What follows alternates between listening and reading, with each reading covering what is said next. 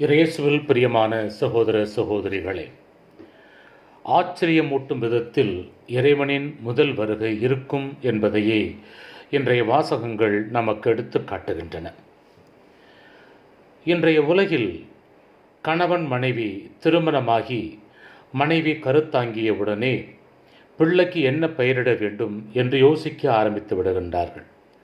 ஆண் பிள்ளை என்றால் இந்த பெயர் வைக்க வேண்டும், பெண் பிள்ளை என்றால் இந்த பெயர் வைக்க வேண்டும் என்று தீர்மானிக்கின்றார்கள். கணவன் மனைவி இருவரின் பெயர் கலந்து வருவது போல வர வேண்டும் என்றும் விரும்புகின்றார்கள். இன்னும் சில பேர் பிறந்த நேரத்தை வைத்து நியூமராலஜி முறையில் பெயர்களை தேர்ந்தெடுப்பதையும் நாம் பார்க்கிறோம். இன்று பல பிள்ளைகளுடைய பெயர்கள் அர்த்தமில்லாத பெயர்களாகவே வைக்கப்பட்டிருப்பதை நாம் பார்க்கலாம். பல பேர் பெயர்களை தேடுவது கூகுளில் தான். யாராவது ஒருவர் ஒரு பெயரை உருவாக்கி அதற்கு அவர் ஒரு அர்த்தத்தை கொடுத்து அப்லோடு செய்கின்றார். அதனை பார்க்கின்ற நாம் அது நல்ல பெயர், நல்ல அர்த்தமுள்ள பெயர் என்று எடுத்து நம் குழந்தைகளுக்கு வைக்கின்றோம். இன்னும் பல பேர் சினிமா நடிகர் நடிகைகள் அல்லது விளையாட்டு வீரர்கள் வீராங்கனைகளின் பெயரை வைக்க ஆசிக்கின்றார்கள், வைத்தும் இருக்கின்றார்கள். அதற்கு அர்த்தம் என்ன என்றால் அது தெரியாது. நான் அவருடைய ரசிகன் ரசிகை, அதனால் என் பிள்ளைக்கு அவருடைய பெயரை வைத்தேன் என்பார்கள். இன்னும் பலர் கிறிஸ்தவ அடையாளம் கொண்ட பெயர்களையே கொடுக்க விரும்புவதில்லை. அதற்கு அவர்கள் கூறும் காரணங்கள் பல. இன்று புனிதர்கள் பெயர்கள் எல்லாம் அவுட் ஆஃப் ஃபேஷன் ஆகி மாறிவிட்டது. நம்முடைய பிள்ளைகளின் பெயரை நாமே சொல்லி பார்ப்போமே, எப்பேற்பட்ட பெயர்களை கொடுத்திருக்கிறோம் என்பதை. ஆனால் இன்றைய சிந்தனையில் ஒரு பெயர் சொல்லப்படுகின்றது, இந்த பெயரைத்தான் வைக்க வேண்டும் என்று முன்னறிவிக்கப்படுகின்றது. ஏன், எதற்காக? விவிலியத்திலே ஊர்களின் பெயர்களுக்கும் அர்த்தம் உண்டு, பிள்ளைகளின் பெயர்களுக்கும் அர்த்தம் உண்டு என்பதை நாம் நன்கு அறிவோம், விவிலியத்தை படித்திருந்தார். அதுபோலவே மீட்பராய் பிறக்க இருக்கும் மரியாளின் குழந்தைக்கும் இந்த பெயர்தான் வைக்க வேண்டும் என்று இறைவன் கப்ரியேல் அதிதூதர் மூலமாக கூறுகின்றார்.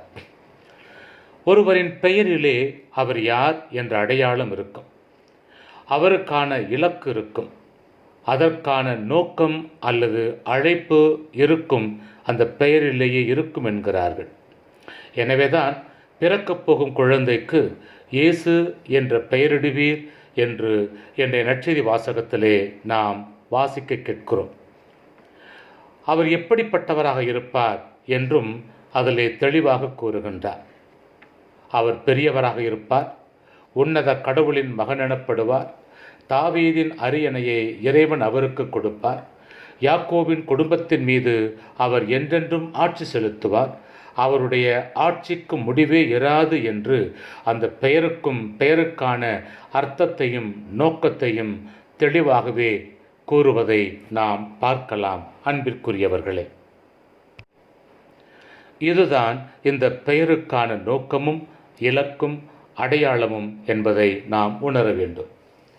இனிவரும் காலங்களிலாவது நம்முடைய குடும்பத்தில் பிறக்கின்ற குழந்தைகளுக்கு கிறிஸ்தவ அடையாளத்தை வெளிப்படுத்தும் பெயர்களை வைக்க முன்வருவோம். அச்சம் தவிர இன்றைய உலகம் அச்சமூட்டுகிற உலகமாக இருக்கின்றது. அடுத்து என்ன நடக்குமோ, எப்போது என்ன நடக்குமோ, அது எப்படி நடக்குமோ என்று இந்த உலகத்தில் வாழுகின்ற மக்கள் பயந்து வாழ்ந்து கொண்டிருக்கிறார்கள். நாமும் பயந்துதான் வாழ்ந்து கொண்டிருக்கிறோம்.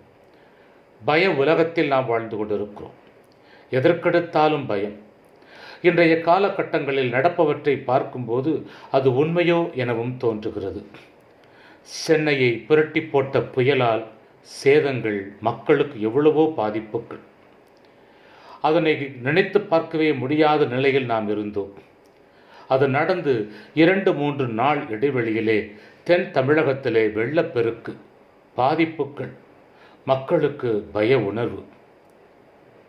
இயேசு பிறந்த பகுதியில் போர் மேகம் நடந்து கொண்டிருக்கிறது, என்ன நடக்குமோ என்ற பயம். இன்னொரு புறம் கோவிட் மீண்டும் வருவதை மக்கள் எச்சரித்து கொண்டிருக்கிறார்கள். சிக்கன்குனியா, ஃப்ளூ, வைரல் ஃபீவர், இதுபோன்று பல நோய்களின் தாக்கம் இந்த சமுதாயத்தை பயமுறுத்தி கொண்டிருப்பதை நாம் பார்த்து கொண்டிருக்கிறோம். அதுபோக உலகின் பல இடங்களில் தீவிரவாத தாக்குதல் என்று எல்லா பகுதிகளிலும் மக்கள் பய உணர்வோடு வாழுகின்ற சூழ்நிலை ஏற்பட்டு அதனால் பயந்து போய் கிடப்பதை வாழ்வதை நாம் பார்க்கின்றோம். அன்பிற்குரியவர்களே, தனிப்பட்ட நபருக்கும் கூட அச்சுறுத்தல், கொடுமைப்படுத்துதல், அடிமையாக்கி வைத்தல், இதுபோன்ற காரணங்களாலும் மக்கள் பயந்து பயந்து வாழ்ந்து கொண்டிருக்கின்றார்கள். அப்படிப்பட்ட ஒரு பயம் மரியாளுக்கும் கிடைக்கின்றது. இங்கே மரியாளும் அச்சமடைகிறாள். காரணம், அவருக்கு கொடுக்கப்பட்ட செய்தி அப்படி. எனவே இறைவனே மரியாவை தேற்றி அவருக்கு தைரியம் கொடுப்பதைத்தான் இன்றைய வாசகத்தில் நாம் பார்க்கின்றோம்.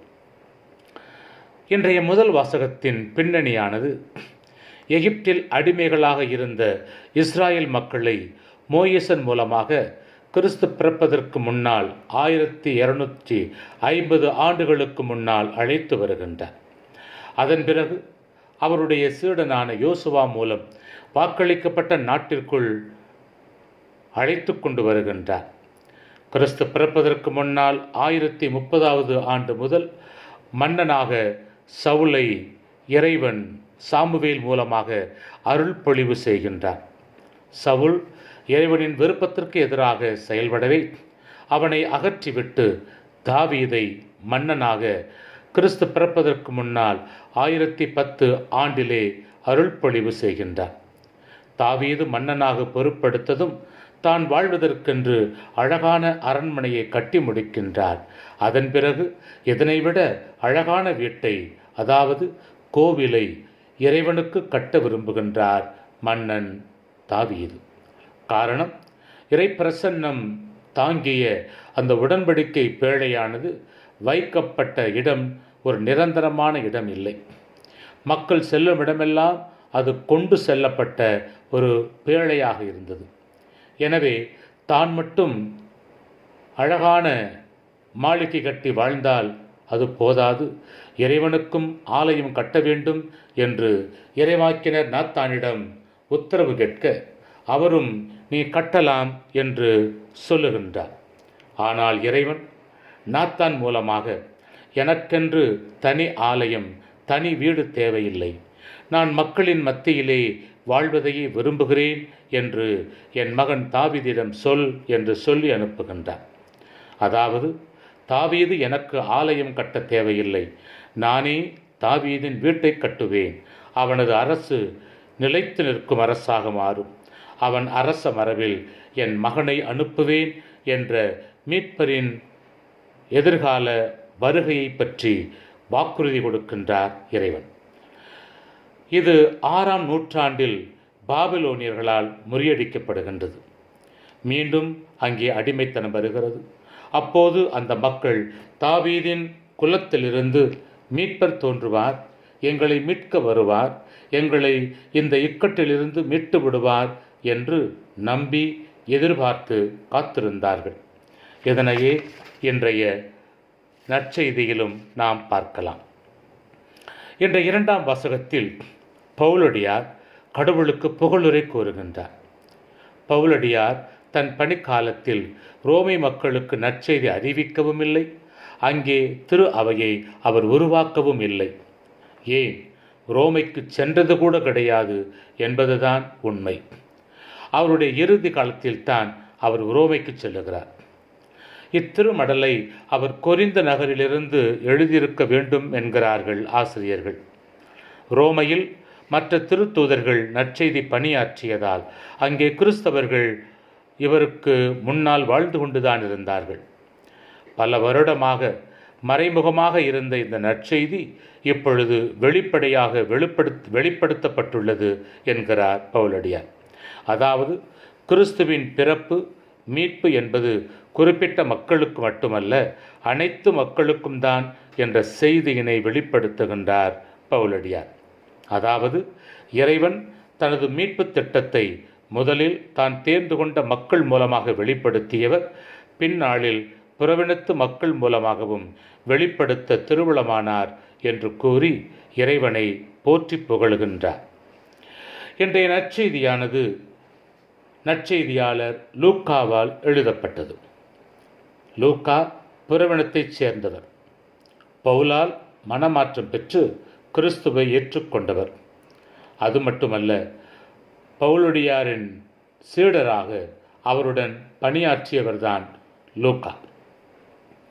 லூக்காவின் பணியால் இயேசுவை ஏற்றுக்கொண்டவர்கள் திருத்தூதர்கள் வாழ்ந்து மரித்த காலகட்டங்களில் கிறிஸ்துவை ஏற்றுக்கொண்டவர்கள். அவர்களுக்கு இயேசுவை பற்றி அதிகம் தெரியாதவர்களாக இருந்தார்கள்.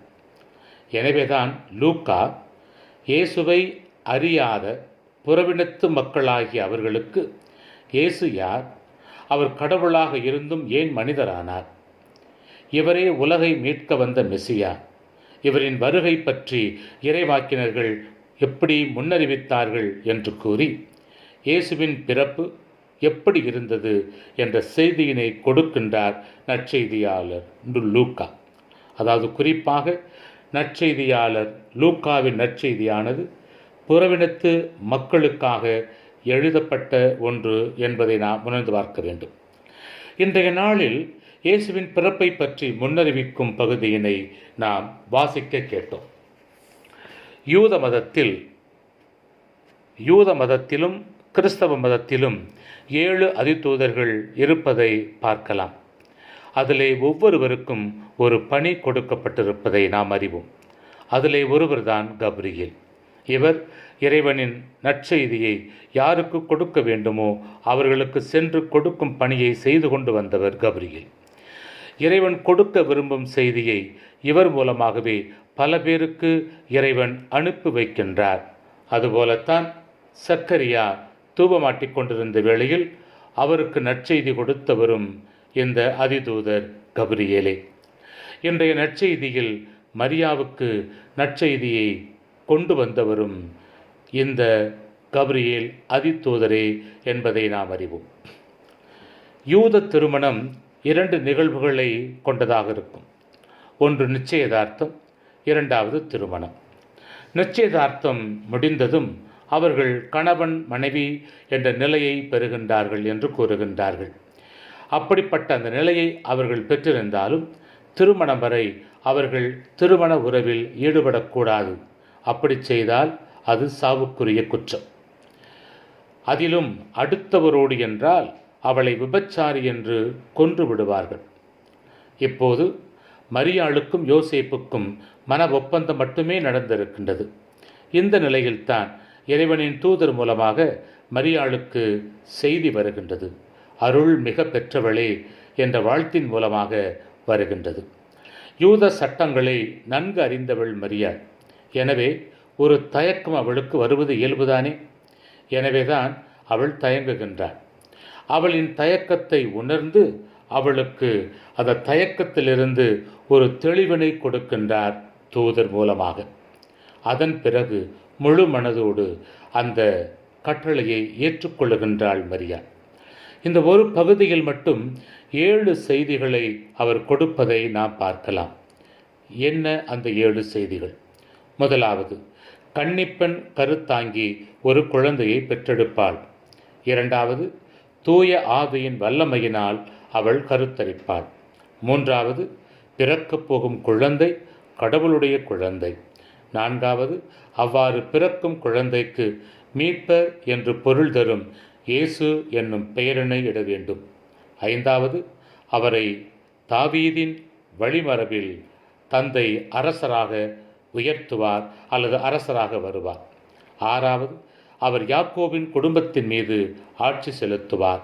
ஏழாவது, இதற்கு மேலும் உனக்கு சந்தேகம் வந்தால் இன்னும் ஒரு செய்தி, உன் உறவினர் எலிசபெத் முதிர்ந்த வயதில் கருத்தரித்து ஒரு குழந்தையை பெற இருக்கின்றாள். அவளுக்கு இது 6ஆம் மாதம் என்ற செய்தியினை கொடுத்துவிட்டு அவர் கூறுகிறார். ஆக கடவுளால் ஆகாதது எதுவும் இல்லை என்று தூதர் சொல்லி முடிக்க அனைத்தையும் கேட்ட மரியாள் சந்தேகத்திலிருந்து தெளிவு பெற்றவளாய் இறைவனின் வார்த்தைக்கு கீழ்ப்படிந்து சொல்லுகிறாள், இதோ உமது அடிமை, உமது சொற்படியே எனக்கு நிகழட்டும் என்று ஏற்றுக்கொள்வதை நாம் பார்க்கிறோம். ஒருபுறம் குருத்துவ பணி செய்து கொண்டிருந்தாலும், குழந்தை பாக்கியம் இல்லையே என்று மன்றாடி கொண்டிருந்தாலும் சக்கரியாவால் ஏற்றுக்கொள்ள முடியவில்லை. கடவுளால் ஆகாதது எதுவும் இல்லை என்று அவரால் நம்ப முடியவில்லை. ஆனால் இளம் பெண்ணாக இருந்தாலும், அதாவது குமரியாக இருந்தாலும், இறைவனால் நடக்காத காரியம் எதுவும் இல்லை என்று அவள் நம்பினாள், ஏற்றுக்கொண்டாள். எனவேதான் எது வந்தாலும் பரவாயில்லை என்ற துணிவோடு இறை திட்டத்தை நிறைவேற்ற முன்வருகின்றாள் அன்னை மரியாள். நம் அனைவருக்கும் மரியாள் முன் உதாரணமாக இருக்கின்றாள். அவளிடமிருந்து நாம் கற்றுக்கொள்ள வேண்டிய படிப்பினைகள் இதுதான். முதலாவது, மரியாளைப் போல நாமும் இறை திட்டத்தை உணர்ந்து அதனை செயல்படுத்த துணிவோடு முன்வர வேண்டும். இறைவன் நம்மை தேர்ந்தெடுத்து நம்மை அழைக்கிறார் என்றால் அதனை நம் மூலமாகத்தான் செயல்படுத்த விரும்புகிறார் என்பதை உணர்ந்து செயல்பட முன்வர வேண்டும். யோனாவைப் போல தப்பி ஓட நினைத்தாலும் இறைவனின் பார்வையிலிருந்து நாம் ஓடவும் முடியாது, ஒழியவும் முடியாது என்பதை உணர வேண்டும். இரண்டாவது, இறைவனால் முடியாத காரியம் எதுவும் இல்லை, அவரால் எதனையும் செய்ய முடியும் என்று நம்ப வேண்டும். அதனை உணர்ந்து அதற்கேற்ப நாமும் செயல்பட வேண்டும். மூன்றாவது, இறைவன் நம் வாழ்க்கையில் நமக்கு வைத்திருக்கும் திட்டம் என்ன என்பதை உணர்ந்து அதனை தெரிந்து கொண்டு அதனை நிறைவேற்ற நாம் முன்வர வேண்டும். ஒவ்வொருவருக்கும் ஒவ்வொரு திட்டத்தை இறைவன் தொகுத்து வைத்திருக்கிறார், வகுத்து வைத்திருக்கிறார் என்பதை புரிந்து கொண்டு அதனை ஏற்றுக்கொண்டு செயல்பட முன்வர வேண்டும். ஆம் அன்பிற்குரியவர்களே, இவ்வாறு இவைகளை தெரிந்து செயல்படும் போது நாளை அல்லது இன்று இரவு கொண்டாடப் போகும் கிறிஸ்து பிறப்பு பெருவிழா அர்த்தம் உள்ள பெருவிழாவாக அமையும். அதற்கு நம்மையே தயாரிக்க தேவையான காரியங்களை செய்ய தேவையான வரங்களை இறைவன் தர நாம் தொடர்ந்து ஜெபிப்போம். ஆமென்.